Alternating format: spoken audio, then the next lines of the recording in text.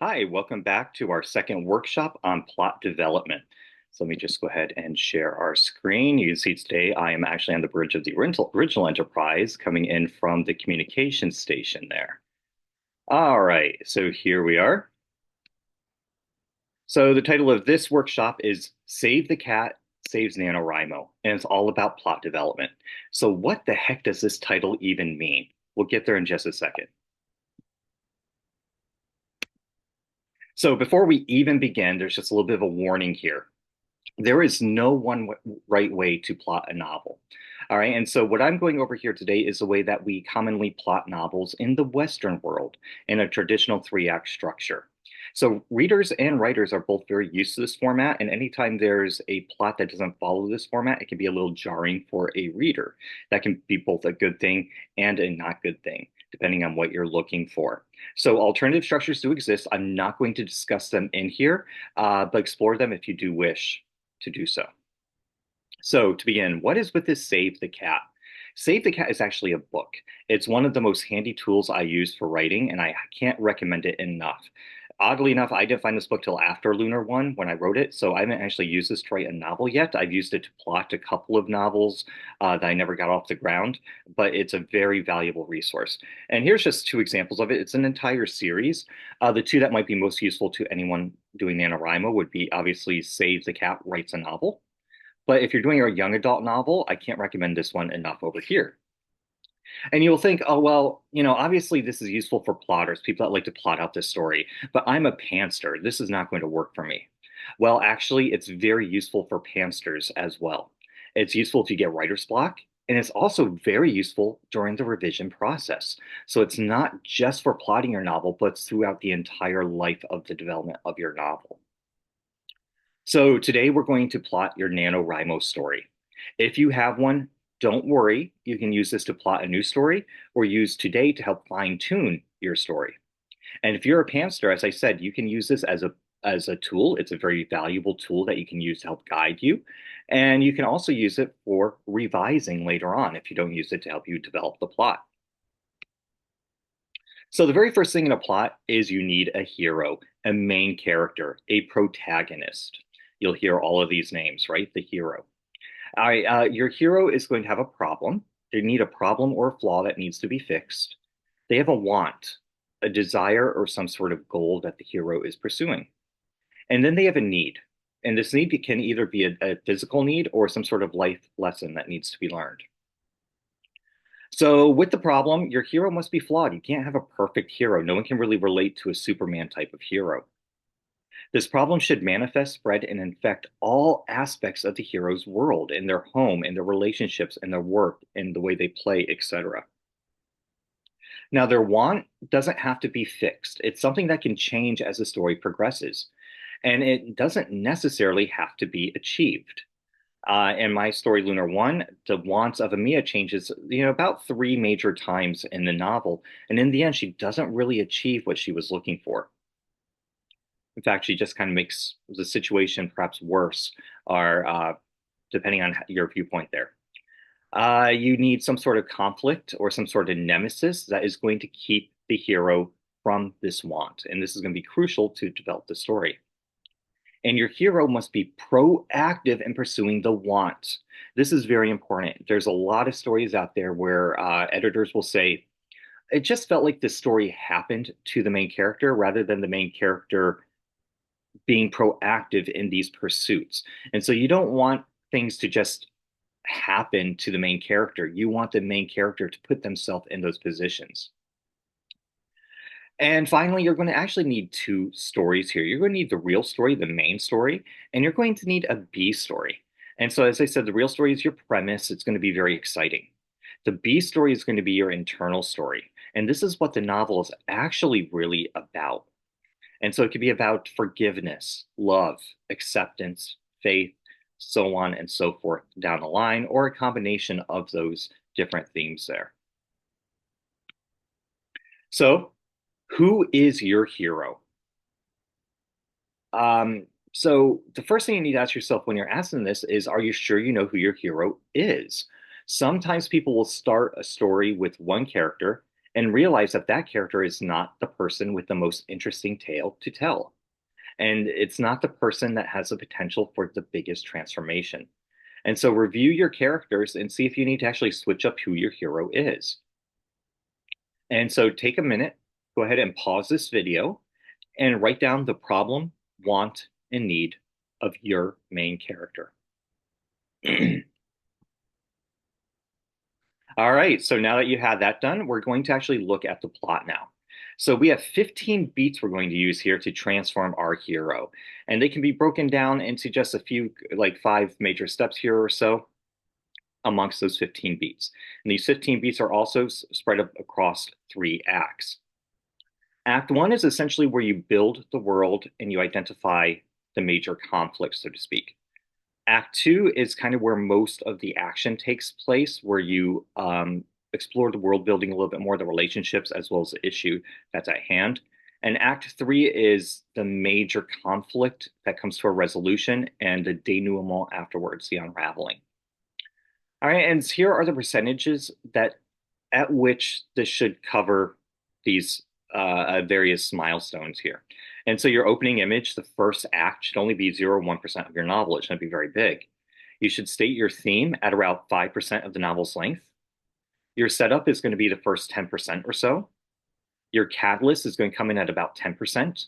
Your debate is going to be somewhere between 10 and 20% mark. Then at 20%, you want to break into Act 2. At 22%, you want your B story introduced, fun and games from 20 to 50%, and so on and so forth down the line. I'm not going to read through all of them here. Now let's look at that over here. We have a couple major beats out of these 15 beats. And so one of the major ones is the catalyst. This is what throws the hero into the issue. It's the point of no return. And after the catalyst is initiated, then you have a debate over here by the main character. Should I do it or shouldn't I do it? There's this issue. Should I just stay in my normal path or should I divert to this new path and explore that? So it's some sort of life-changing event. Next, the next major milestone is break into 2. And this is where your hero tries something new. They are finally getting into the meat of the story. The midpoint is about the 50% mark, and this is going to be your major turning event. Usually some sort of twist, although it doesn't necessarily have to be. At about 75%, all is lost for your main character. Your hero hits rock bottom and has nowhere else to go but up, really. And finally, we break into 3 and begin the resolution part of your plot, and this is about at the 80% mark. So before moving on, just a spoiler alert, I'm going to be breaking these 15 steps down for a commonly known novel, Harry Potter and the Sorcerer's Stone. So if you haven't seen it yet or read it yet and you want to, you might want to fast forward to this part of the presentation. But since most of us are familiar with this book or this movie, this is a good one to use. And the book and movie are very similar, and so this is another reason why this is a good one to use as an explanation. So our opening image. Voldemort has been defeated and a baby has survived his attack. Next, our theme is stated. Famous before he could walk and talk, Harry will have to learn the lesson of how to live with being the chosen one. Now we have our setup. Harry has his horrible home life, lives underneath the stairs, and as such, he's very shy, he's overlooked, and he's quite lonely. And then the catalyst happens. The owl shows up with a letter from Hogwarts, and he's excited. A new life is opening up for him. But now the debate starts. Should he or shouldn't he go? And at the end, of course, we know he ends up going to the train station and learns that he's actually quite famous amongst the wizarding world. And once he's at the train station, we break into 2. Harry actually makes the decision to board the train, leaving the Muggle world behind, which was Act 1, and entering the wizarding world, which is Act 2. Then after, as soon as he gets on the train, we introduce our B story, which involves his new friends. Now over here, it says how he's very lonely and overlooked and shy. Well, now he's going to start addressing those traits, those inadequacies, those things perhaps that he wants to work on in his character arc, or the author wants him to work on in his character arc. All right, and these friends from the B story, they're going to help him accept his status as the chosen one. Next, we have fun and games. Harry enjoys Hogwarts, and we learn about his life there. This is kind of one of the more fun parts of the novel. It's jolly, free. There's not really anything to worry about here. And then the midpoint arrives. And in this midpoint, it's a Quidditch match. And Harry wins his first Quidditch match. And this actually ends up being a false victory because Harry learns that Snape was actually trying to kill him during the game, which raises the stakes for Harry. Next, our bad guys are going to start to close in. And so at this point, Harry and his friends learn about the Sorcerer's Stone and that Voldemort is after it. Next, we have All Is Lost. Harry and friends learn that Voldemort is close to getting his hands on the stone, which is hidden at Hogwarts. While this is the dark night of the soul, where Harry and his friends seek help, but they aren't able to find anyone that believes them, and they simply aren't taken seriously.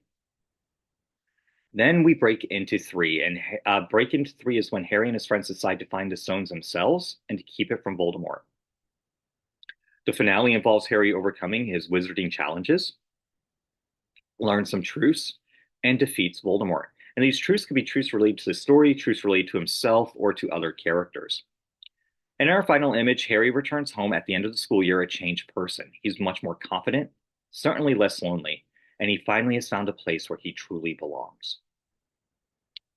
So by the end, or before Nano starts, you're going to want to outline your novel according to these 15 beats to help ensure your success in completing your novel, or some sort of other plot development. So now it's your turn. We're going to take these 5 major points here, the catalysts, break into 2, midpoint, all is lost, and break into 3 to help you get started in starting your novel. And so at this point, go ahead, pause the video, and think about what your catalyst is going to be. Again, in Harry's story, the catalyst was the letter arrives from Hogwarts. Okay, so now we're going to break into 2. Again, pause the video and decide how you're going to break into your second act. Here, this is where Harry boards the train, leaving the Muggle world behind, and enters the Wizarding world. All right, so next, another pause of the video for our midpoint. Don't forget to include your false victory and the raised stakes.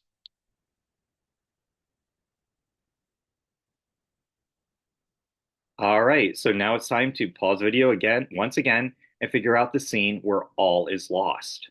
And so again, this is where Harry and his friends learn that Voldemort is getting close to getting the Sorcerer's Stone, and it's hidden somewhere at Hogwarts. And finally, our last little intro here to your plot, and it's going to be how you break into scene 3. And this is where Harry and his friends decide to actually find the stone for themselves to keep it from Voldemort. All right, so again, this type of plot, let's go back a few slides here again and take a look here. So obviously, as I mentioned at the beginning of today's workshop, that this is going to be very natural for a plotter. They're going to want to have everything plotted out so that come nano time, they can just sit down and write. Pantsters don't like to do that. They just like to sit down and write whatever comes to head and allow the story to form freely and naturally. And while that is certainly works for a lot of people, a challenge like Nano isn't the best forum to do this type of writing. Pantster, to make sure that you hit 50,000 words in November, you really should try to plot your story somehow. You don't have to go into as many details as I'm recommending here, where you do a scene by scene breakdown or even use this certain format. But I want you to give some serious thought as to what your plot is going to look like, even if you don't write anything down. One way that's going to work well for Pantsters, I think, is this alternative plot building device. It's called Jot Bin Pants. And even though it might resonate best with Pantsters, this certainly would work for plotters too, especially if you're just trying to get ideas down. And so what you're going to do is you're just going to sit down and brainstorm. You're going to try to think of every single scene that you want in your plot, in your story. Even if you don't think you'll use it, or you're not sure if you'll use it or something like that, just jot it down onto little slips of paper. Next, you're going to bin them together. You're going to group the scenes into 3 piles. You're going to have a beginning, middle, and end. You can have an optional 4th pile, and this would be your maybe not group for scenes that you don't think will be included, but you don't want to totally get rid of just yet. because you may decide to add them or incorporate them later on. And finally, your pants. You're going to put your piles in order. Let your instinct guide you here. Do what feels right and what makes sense to you. And that's it. There's no further plotting from here. You just have a series of things that happen in your novel. It's up to you to tie them all together and make them make sense when you sit down to write. And so in this way, you kind of pants your way through the rest of the plot as you write. Now, more details on this and a couple other techniques can be found on the NaNoWriMo website under Prep Resources. And so let's real quickly hop over there to some resources before we finish today's workshop. All right. So as a reminder, all this can be found on my NaNoWriMo website, including our write-in schedule. So again, I will send Zoom links out to participants about a day before for each of these sessions. So just shoot me an email and I will get you on my Zoom list. Here are our last two workshops next week live, and it also will be recorded. Right down here, we have the Science of Writing Fiction and your novel guide that you can use, as well as PDFs of all the workshop presentations that we're doing here, as well as a couple of the free resources down here. All right, and so the Science of Writing Fiction, this is about a 30-page one, I think, so it's not very long, but this will give you the fundamentals of creative writing if you're not sure how to do creative writing. And so we have the fundamentals here, just what you want to think of, weak verbs, adverbs, show, don't tell, active voice versus passive voice, these type of things. Then we go into world building a little bit, creating the characters. Here we talk about things like archetypes and the backstory and go into a lot more detail than I'm going into in the workshop presentation here. Finally, it's a little bit about dialogue, setting the scene, so what your scene should look like and what to incorporate in scenes, the two different type of major scenes and things like that. Plot basics. This is also a three-plot structure, and this time I present in terms of Freytag's pyramid, which is just another way of presenting this. And it's just a slightly different format of the same plot strategy I've already given you. Just different words for some things. And finally, a summary. And so the summary pages, I think, will be very useful, both if you've gone through the book or if you haven't gone through the book here. And so here's just the major things you need for writing fiction. Here are the essentials, just kind of broken down into an outline for you, so you can reference back to them easily without having to hunt through the book for them. And finally, we have our weak verbs that you want to try to use sparingly. And that will be about it for that resource there. The other one is your quick start guide to planning your novel. And so this one's a lot shorter. Basically, you just have the quick summary on how to do a plot, a worksheet for your characters, a worksheet for all your different settings in the novel, and then these scene sheets. And these scene sheets are going to be what you might find most useful in preparing your plot for NaNoWriMo. I put these on index cards myself and keep the index cards so I can rearrange them quite easily, but you can print these papers out and get started that way. How many scenes you have depends on you. In this book, or I don't know if it's right here, most scenes are going to be about 2,500 to 3,000 words, but some are going to be shorter, some may be longer. This does affect your pacing and things like this. And so there's no easy answer to this. It's like, how many chapters should my book have? How many pages should it have? These are no easy answers. These are going to depend a lot on you and your story. And finally, I didn't pull up the NaNoWriMo, so let me do that real fast.